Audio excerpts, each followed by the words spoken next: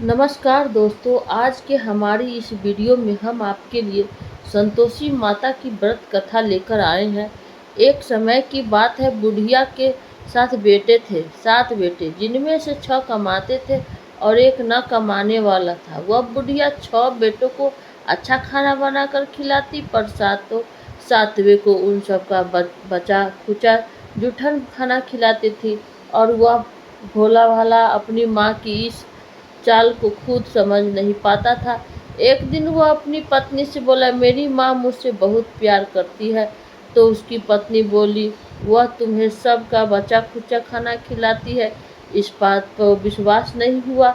एक दिन वह छुपकर देखा कि माँ अपने 6 बेटों को बड़े प्यार से कई प्रकार के व्यंजन बनाकर बड़े प्रेम से खिला रही है।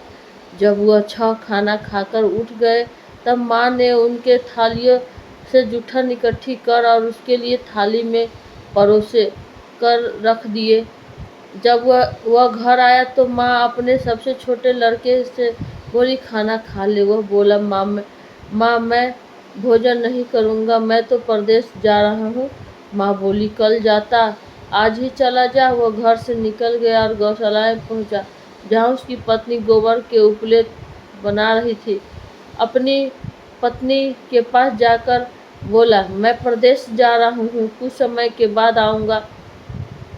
तुम संतोषी से कहना और अपने धर्म का पालन, संतोष से रहना और अपने धर्म का पालन करना। इस पर उसकी पत्नी बोली, स्वामी आप आनंद से जाइए, मेरी चिंता मत करें, मैं तो राम भरोसे यह सब सह लूँगी। ईश्वर आपकी सहायता करे।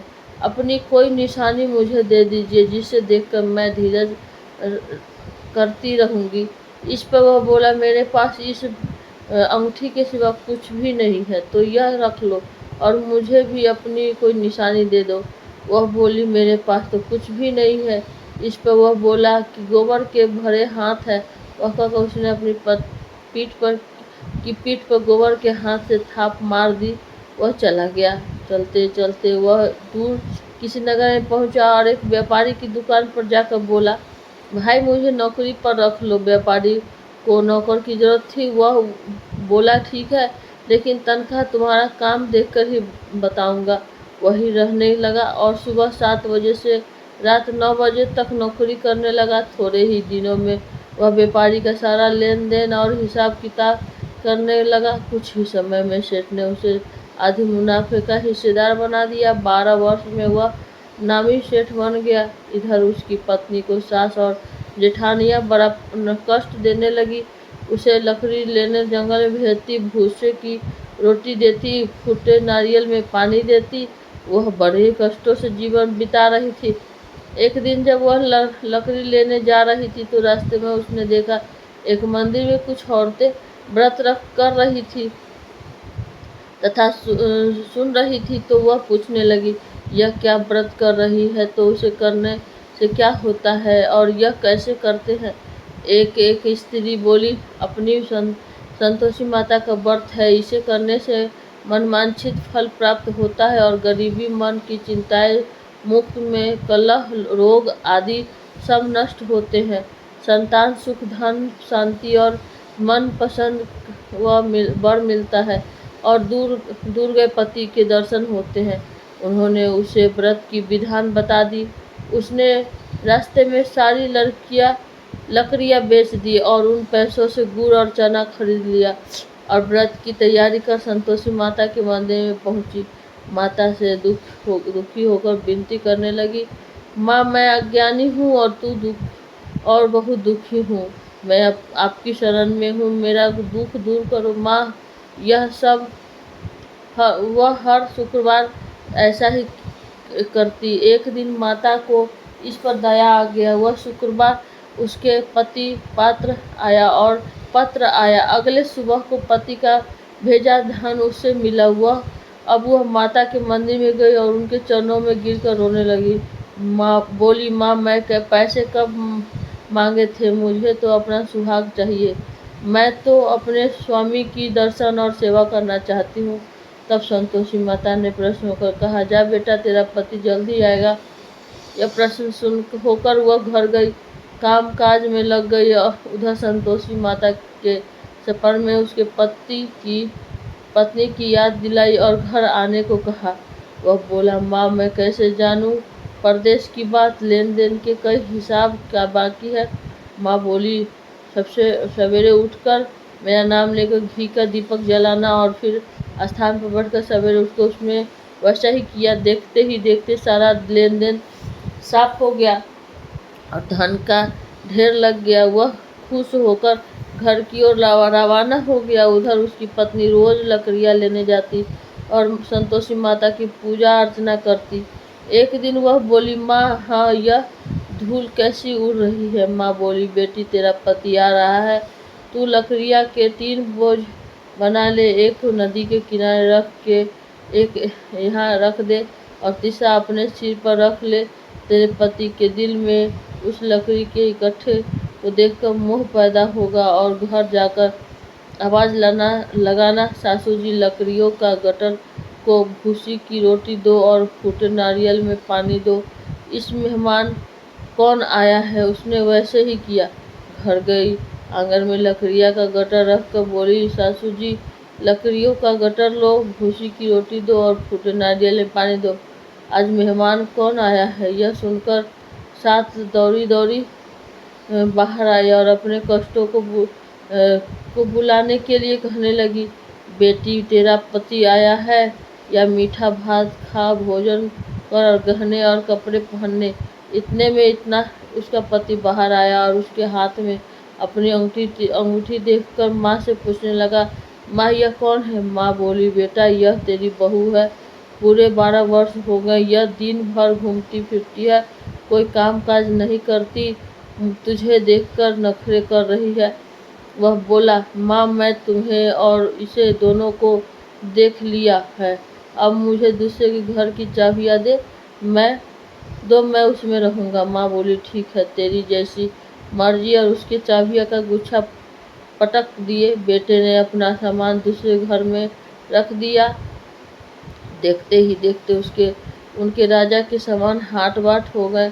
अगला शुक्रवार आया। वह अपने पति से बोली, मुझे संतोषी माता के व्रत का उद्यापन करना है।